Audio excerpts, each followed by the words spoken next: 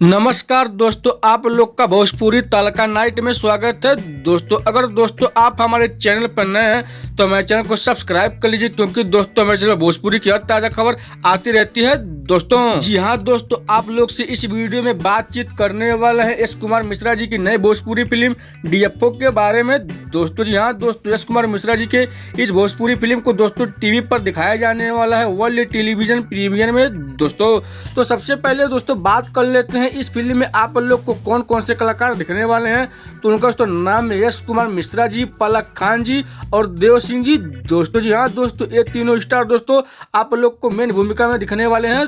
दोस्तों इस फिल्म में बहुत सारे कलाकार आप लोग को अपना अपना कलाकारी करते हुए दिखेंगे। दोस्तों अब बात कर लेते हैं दोस्तों इस भोजपुरी फिल्म को दोस्तों टीवी पर कब दिखाया जाएगा और किस समय पर दिखाया जाएगा। दोस्तों चलिए दोस्तों अब आप लोग को बता देते हैं।